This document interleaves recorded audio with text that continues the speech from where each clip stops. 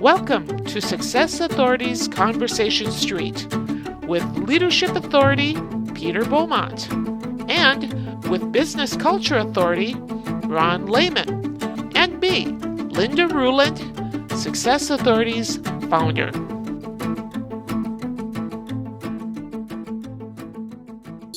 This is where I think the compensation system really affects teamwork too, because people are getting, they're not getting rewarded for collectively how's the company doing. It's kind of like 80% of my bonus is based upon what my individual, what we produce, what my guys produce or what I produce. Well, back to what you were saying about the peers competing with one another isn't so much of that, at least in my experience, dealing with if I need more money in my budget, it's got to come from somebody else. Yeah, it's a zero-sum game a lot of times, Linda. You're exactly right. Yeah. And so I think internal competition, we all know is good, but it can sometimes eat away at the organization negatively. So, Yeah, I mean, I think there's a difference between competing against each other and competing with each other. Because I think, you want a little bit of that, compete in there, but not necessarily again, I'm totally stealing this, by the way, just so you know, Gordy, success versus effective. I just think that's such a great way to look at, and as you were saying that, I had a whole bunch of people in my head that I went, that person was really successful and not very effective. And we've all encountered those people who, they'll say, that guy was a total jerk, but he hit the numbers. Yep. And, it's we're never working with that guy again unless we need him and we can get him relatively cheaply. But otherwise, no way. And it's just this sort of, again, back to Peter's short term. You want to get somebody in there who can, make a difference right away and get some, success, but it doesn't build the organization or build the team or last long. It's just kind of, let's get some numbers for fourth quarter. Right. Gordon, you said some things about early on about the fact that organizations set people up, leaders up for failure. You've lit upon a couple of things. Did we capture most of where you were going with that, or is there more to that story? Well, there's probably a little bit more to it, Linda, but those are the big pieces. Like I said, every organization wants teamwork, yet we're structured. The matrix organizations kill teamwork. Yeah, they do. So, in every organization I know has got a matrix structure. Reward systems oftentimes kills teamwork. We don't train leaders how to build teams. We don't reward people for building teams. So to me, there's, organizations want collaboration and teamwork. And like I said, their policies inadvertently do everything they can to make sure it doesn't happen. So a lot of times I'll look at leaders and it's easy to blame the leader for a team not performing well.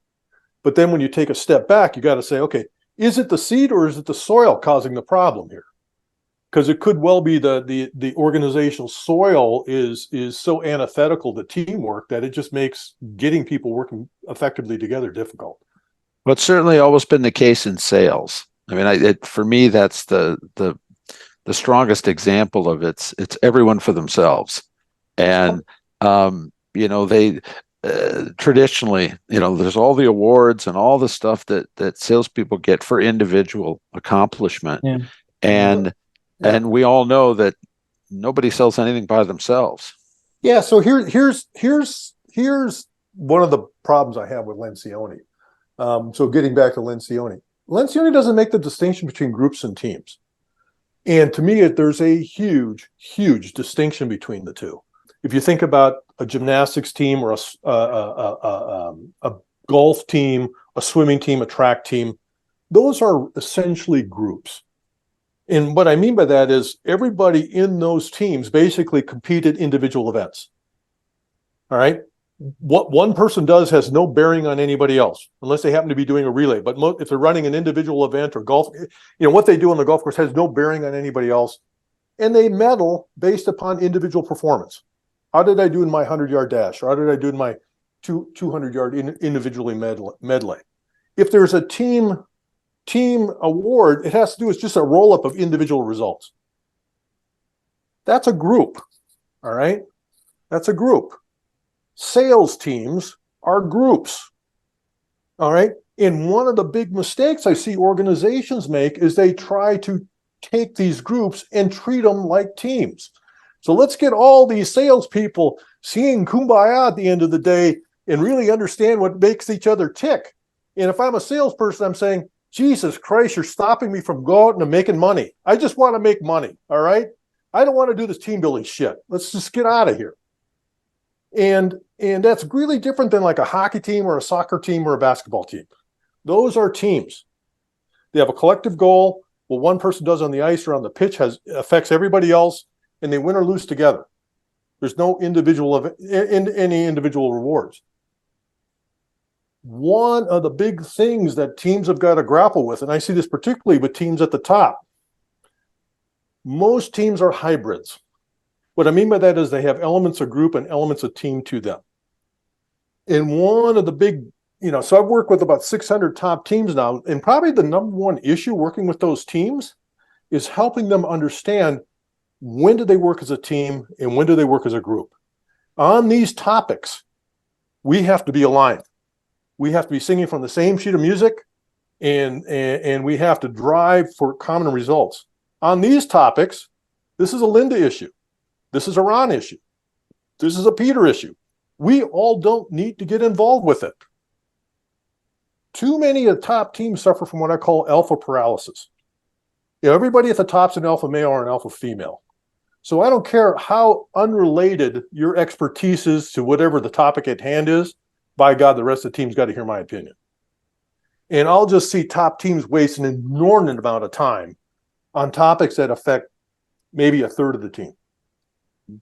So that notion between groups and teams can be really, really helpful for collections of people in really helping them understand here's the topics where we need to work together and be aligned. On this stuff, actually working together gets in the way. And it's not a fear of missing out if we're not involved. It really is helping the overall collective be more efficient if we don't talk about a bunch of this stuff and let you handle this on your own. Yeah, and I think at the granular level, I'm sure we've all experienced, but I've seen teams, which are probably groups. But there's sort of an almost toxic inclusion where we need to get everyone's opinion on everything, and which is fine. But the missing piece is, and then how are we going to decide?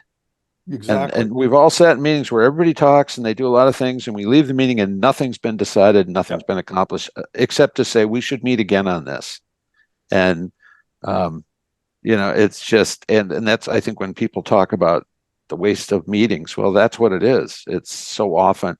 And at the other end of the scale, it's one person does all the talking and everybody else nods, and it's bobblehead meetings, and then everybody goes out and has a meeting outside the meeting. So as always, it's sort of in the middle there. How do we get people to speak up and have opinions and share without the expectation that that is going to be the final decision? Yeah, well, this is where for a lot of large organizations, I see this is this notion about fear of missing out. If I'm not in the meeting, by God, they're going to talk about something that's going to involve me. Mm-hmm. Yeah. And part of what we do in terms of making the implicit explicit is really outline, here are the topics where, we got to have all hands on deck. Here are the topics where, guess what? We don't need to have all hands on deck. And here's who's going to be involved. And here's who's going to make the calls. Mm-hmm. And so when these topics come up, I'm not, wondering why I'm not involved in that meeting and, doing back and forth with these other people about what are they doing and what's going on. And you just squelch that. Yeah. Years ago, I had an experience with 3M, and they would have these meetings that were like gigantic. I mean, they'd have 30 people in the meeting, and maybe 4 would be germane and talk about it, and everybody else would just sit there. And I asked a couple of people, well, why did you come to this? And they're all really busy. Oh, I have back-to-back meetings all day. And I said, why did you be there? And it was just that, because if I'm not here, either I'm not being heard, or worse, I'm getting assigned to all kinds of stuff because I'm not there. I And, think and we joke about that all the time. Whoever's last to the meeting gets assigned to everything. Yeah. But I think and then again, that was the culture at 3M, is everybody goes to every meeting. it was the same at.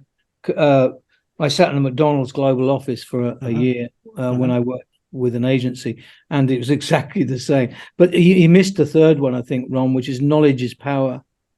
Yeah. Yeah. And Yeah. so everybody feels they have to know everything about everything. Yeah. And also I need to know what the boss thinks and what the hot button is, so that I can shape whatever I'm doing to fit that. Mm-hmm. Good That's, point. I think, another thing that comes up in those things. And this is a little bit slightly off topic, but when you do assessments, Surprise. do you assess for cultural fit? Sure. Yeah. And I guess the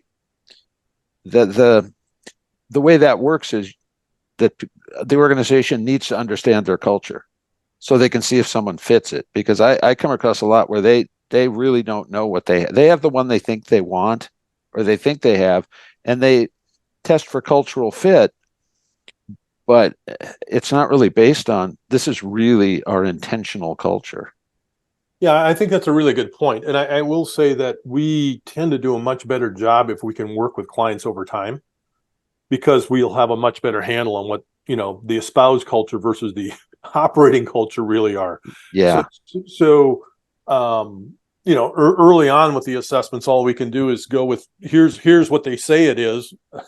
And then, as we do more and more of these assessments and work with the clients more, we get a much better feel for, okay, here's how things really work. Mm-hmm. Yeah. I read a case study about Zappos, the online shoe company, and they had this little anecdote in there where when they were getting ready to hire somebody, they would fly them to, I think they're in Oregon is where their headquarters are, but they'd fly them in Vegas, I think. Yeah. The Oregon of Nevada. But they'd bring the person in, put them up in a nice hotel, and a driver would pick them up and then pick them up from the hotel and bring them to the office. And one of the things that they always did was talk to the driver and say, what kind of person was this? And that had a lot of effect on whether they continued on in the hiring process. Because if the person said, yeah, they were kind of a jerk, and because the drivers knew everybody, and they were kind of doing a cultural assessment in their own way. I thought that was really an interesting thing, is if you treated the driver poorly, you didn't get hired. And nor should you. So yeah, I thought it was really smart. Yeah, really smart. I hope they're still doing well in business, because I always hate to bring up these brilliant examples and then the company went bankrupt. It's like, well, it's like I read something similar to this. Was Nora Ephron, I think, was a famous writer out of New York, and she got fired from Uber because of all the driver complaints against her. She would just be dictating which direction to go and yelling at the drivers and stuff. And there was finally just enough complaints. It was like, there's your personality inventory right there. Yeah. I don't need a test.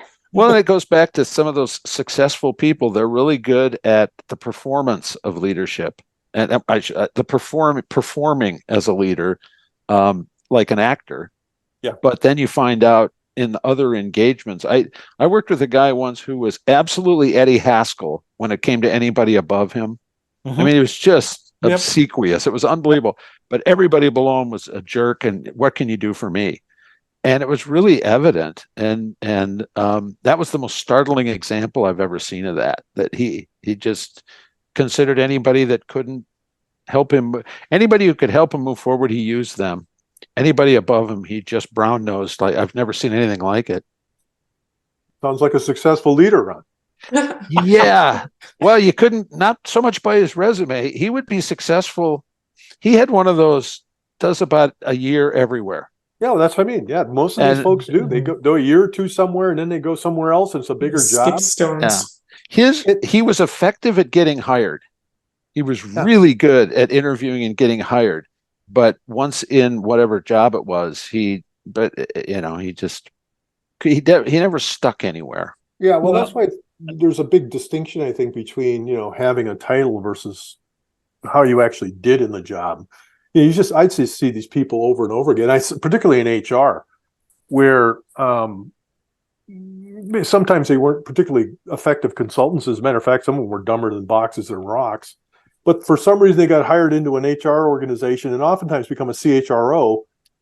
And now they get their, and then they end up lasting a year or two before they get fired. But now they had CHRO on their title, and now they're, a resident guru. I've just seen this over and over and over again. Where these folks were not that good, but they were very loyal and very successful and got promoted. And then, man, yeah. We hope you enjoyed this episode of Conversation Street. For more information or to schedule a private conversation with Success Authorities, email us at inquire@successauthorities.com.